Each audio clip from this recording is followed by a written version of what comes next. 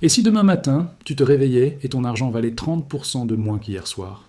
Pas à cause d'une crise bancaire classique, pas à cause d'une faillite d'entreprise, mais à cause d'une série de décisions géopolitiques que la plupart des gens n'ont même pas remarquées. Ce scénario, il n'est plus hypothétique. Il est en train de se construire, brique par brique, sous nos yeux. Et le pire, c'est que, pendant que toi tu gères ton quotidien, les grandes banques centrales du monde entier, elles, se préparent déjà à l'impact. Aujourd'hui, je vais t'expliquer pourquoi le système financier mondial est en train de subir une transformation radicale, ce que ça signifie concrètement pour ton épargne, et surtout ce que tu dois absolument comprendre pour ne pas te retrouver du mauvais côté de l'histoire. Parce que dans les crises comme celle-ci, il y a toujours des gagnants et des perdants. La question c'est, dans quel camp tu vas te retrouver? Commence par visualiser quelque chose de simple. Le dollar américain, c'est comme le propriétaire d'un grand immeuble. Tout le monde lui paie un loyer, non pas en argent directement, mais en confiance. Les pays du Golfe vendent leur pétrole en dollars. Les pays asiatiques achètent encore leurs matières premières en dollars. Les gouvernements du monde entier prêtent de l'argent aux États-Unis en achetant des obligations américaines. C'est un système qui tourne depuis des décennies et il repose sur une promesse fondamentale.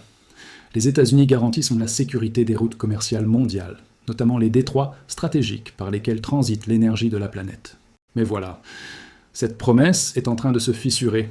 Et quand la promesse d'un propriétaire d'immeuble devient douteuse, les locataires commencent à chercher une autre adresse. C'est exactement ce qui se passe aujourd'hui à l'échelle mondiale. Est-ce que tu réalises ce que ça implique pour toi, pour tes économies, pour le pouvoir d'achat de chaque euro ou dollar que tu possèdes? Parlons chiffres d'abord, parce que les chiffres ne mentent pas. Le prix du pétrole brut sur le marché physique, le vrai pétrole disponible immédiatement pour les acheteurs, a atteint 140 $ le baril. Le marché papier, lui, affiche environ 120 $. Mais c'est le prix physique qui compte vraiment pour les économies réelles. Ce n'est pas une abstraction financière. Ça se traduit directement par des billets d'avion qui augmentent de 20 à 30% en Asie, par des coûts de transport qui explosent, par une inflation qui s'incruste dans chaque produit que tu achètes. Et maintenant, imagine que tu es le directeur financier d'une compagnie aérienne japonaise. Du jour au lendemain, tes contrats d'approvisionnement en carburant ne fonctionnent plus. Tu dois aller sur le marché spot, acheter au prix fort, avec une prime de 10 à 20 $ supplémentaires par baril, si tu trouves du pétrole disponible. Le Japon, qui importe plus de 97% de son énergie depuis le Moyen-Orient, se retrouve dans une position extrêmement précaire. Et la réponse de Tokyo? Se tourner vers Moscou, acheter du pétrole russe, et se préparer à le payer dans une devise qui n'est pas le dollar. Voilà où on en est. Est-ce que tu commences à voir le tableau d'ensemble? Ce mouvement de dédollarisation, ce n'est pas une théorie complotiste. Ce sont des faits documentés, des déclarations officielles de ministres de l'énergie, des mouvements de capitaux mesurables. Quand un pays comme le Japon, l'un des alliés les plus fidèles des États-Unis, commence à signaler publiquement qu'il a besoin du pétrole russe, c'est un signal d'alarme économique majeur.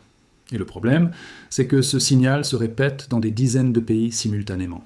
Maintenant, parle-moi de la dette américaine, parce que c'est là que ça devient vraiment inquiétant pour toi en tant qu'investisseur ou épargnant.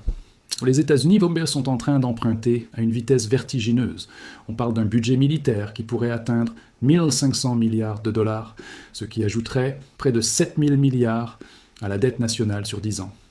Et cette dette, il faut bien la financer. Il faut trouver des acheteurs pour les obligations américaines, des créanciers prêts à prêter de l'argent à Washington. Mais voilà le problème. Ces créanciers, ils vendent.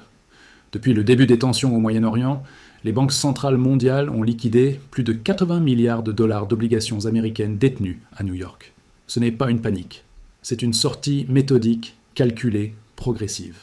Et elle va s'accélérer. Pourquoi ? Parce que quand le prix du pétrole explose et que ta monnaie locale s'effondre, tu n'as pas beaucoup d'options. Tu vends ce que tu as, y compris tes bons du Trésor américain, pour acheter de l'énergie et stabiliser ton économie. Ça crée un cercle vicieux absolument redoutable. Plus on vend d'obligations américaines, plus les taux d'intérêt montent. Plus les taux montent, plus il coûte cher aux États-Unis d'emprunter. Et plus il coûte cher d'emprunter dans un contexte d'inflation élevée entretenu par la crise pétrolière, plus le déficit se creuse. Le déficit américain pourrait dépasser 8% du PIB dans ce scénario. Pour te donner une référence, la zone euro considère qu'au-delà de 3%, un pays est en zone de danger. On parle d'un système où même les paiements d'intérêts sur la dette pourraient devenir incontrôlables. Est-ce que tu te souviens de ce qui s'est passé en 2008? Est-ce que tu te souviens de 2020?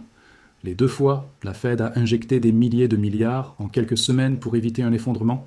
Et les deux fois, c'est ton pouvoir d'achat qui a payé la facture. silencieusement, via l'inflation.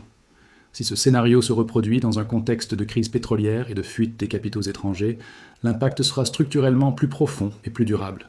Abonne-toi maintenant si tu veux continuer à suivre cette analyse en temps réel, parce que ce qui se passe aujourd'hui va définir les 10 prochaines années de l'économie mondiale.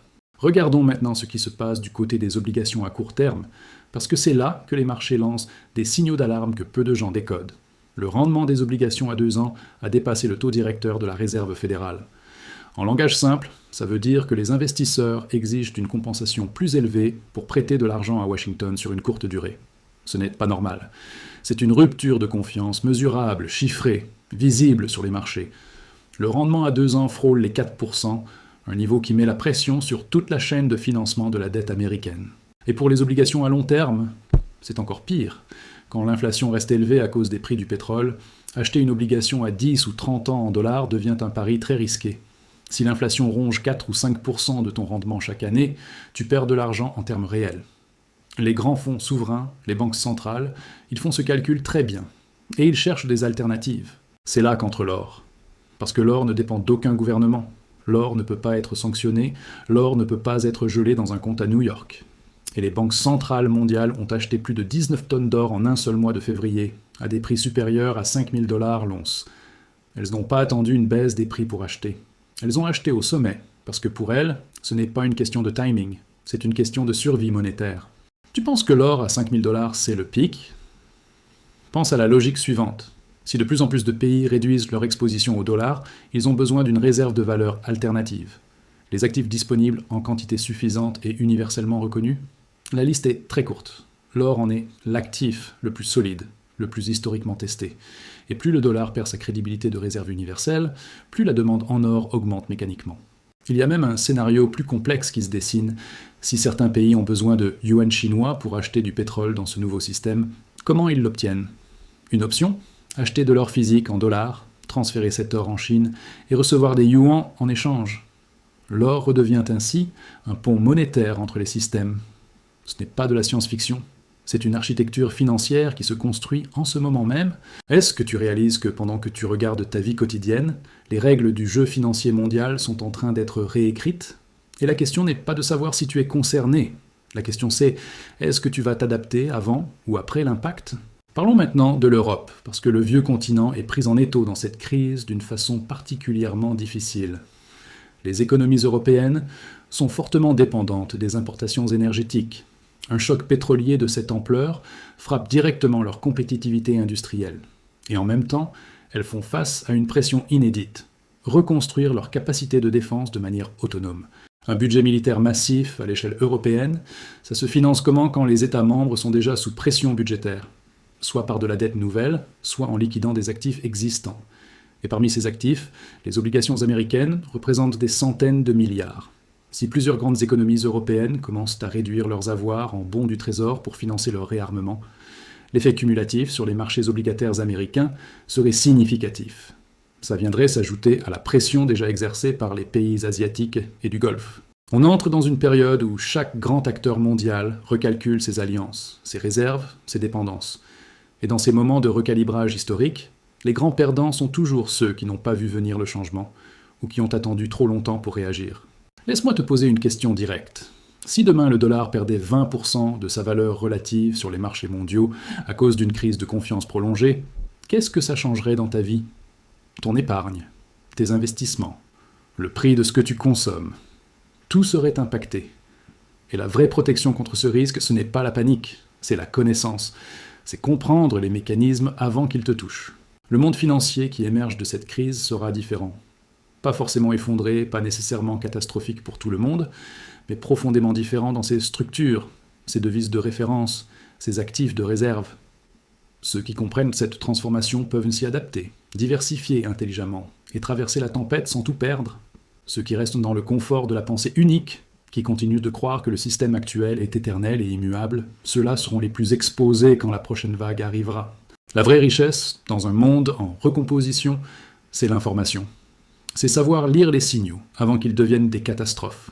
C'est exactement pour ça que cette chaîne existe. Si cette vidéo t'a ouvert les yeux sur ce qui se passe vraiment dans l'économie mondiale, alors fais une chose maintenant. Clique sur le bouton like. Ça prend 2 secondes et ça aide énormément. Partage cette vidéo avec quelqu'un qui mérite de comprendre ce qui se trame.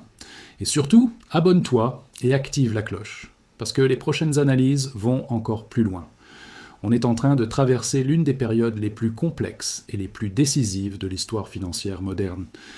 Et tu vas vouloir être là pour la suite. À très vite.